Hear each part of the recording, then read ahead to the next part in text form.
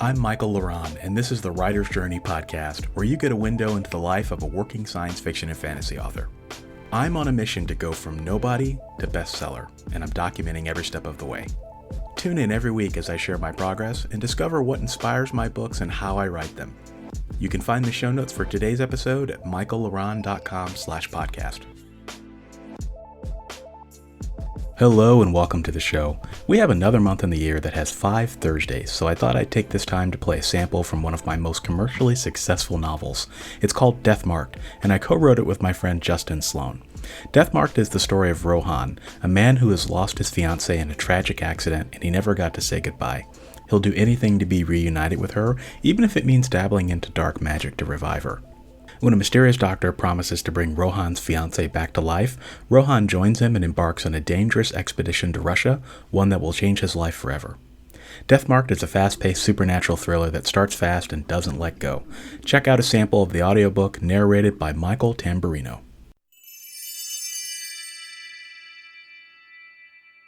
He turned to go, but froze. The guard was standing there, staring right at him with a look of complete bewilderment. On instinct, Rohan held up the knife. He meant it more as self-defense, but the guard apparently didn't see it that way, because he charged. This was no longer about right or wrong. It was about survival.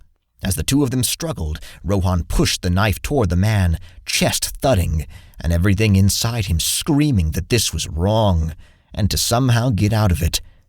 And in that moment, his better side won out. As he went to drop the knife, only the guard countered and pushed the knife back on Rohan. The two were locked in a battle of strength, the blade inching toward Rohan's throat. They were so close now that Rohan smelled the onions and red meat on the man's breath.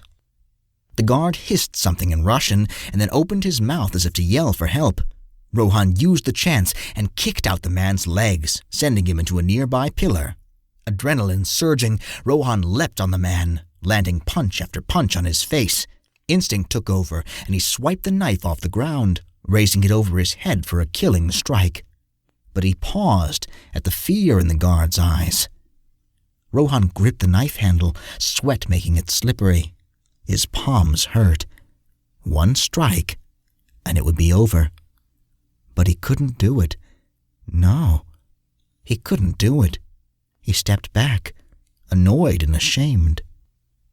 The guard stood and pulled a gun from his side, aiming it at Rohan. Acting on instinct again, Rohan charged the man before he could pull the trigger.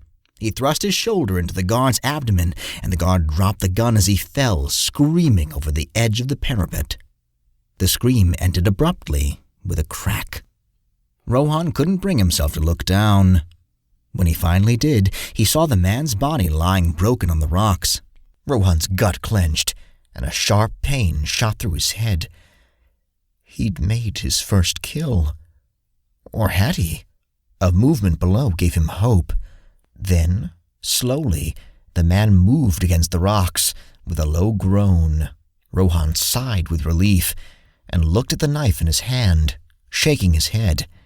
Thank God the man was alive. A whistle cut through the air, drawing his attention to the temple again. Lev and Ultimus were waiting. Just past them was what appeared to be a large courtyard with a sanctuary in the center. It had several spires and was made of red brick, scattered with square windows lit by candlelight. Lev motioned to some nearby rocks that were just tall enough for them to reach the roof. Better than the front door. Rohan cringed and imagined himself plummeting to his death. That's debatable. They made their way up, Lev in the lead, Rohan behind, and Ultimus following at the rear. Lev quickly reached the top of the rocks and climbed on to the shingled roof of the sanctuary. He leaned down, and Rohan took Lev's hand so the Russian could pull him up as well. Not so bad after all, eh? Lev asked. Rohan grimaced. He turned to lend Ultimus a hand, then paused as a low chant drifted through the night. They moved to a skylight cut into the roof, which was propped open and gave them a view into the sanctuary. Below, more men dressed in robes were gathered in a line leading up to a pulpit. The walls flickered with the dark yellow glow of 1,000 candles. The air tasted of incense, growing thicker as the chanting grew louder. In the pulpit, a bearded man in a purple robe knelt before a goat. With a quick motion, he slashed the animal's throat. Blood poured freely, and the man ran his hands through it.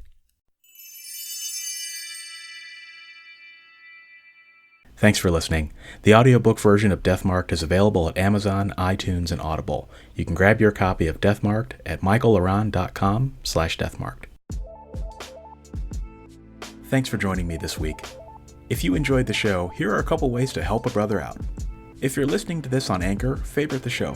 If you're listening to this on a podcast app, do me a favor and write me a review and share it with your friends. You can, of course, visit my website and learn more about my work at michaellaron.com. If you have a question, send me a voice message on Anchor and you just might hear it on the show. Next week, I'll be talking about the writing life. Until then, I leave you with a quote.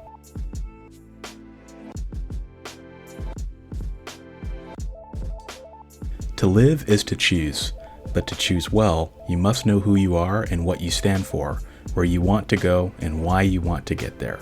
Kofi Annan.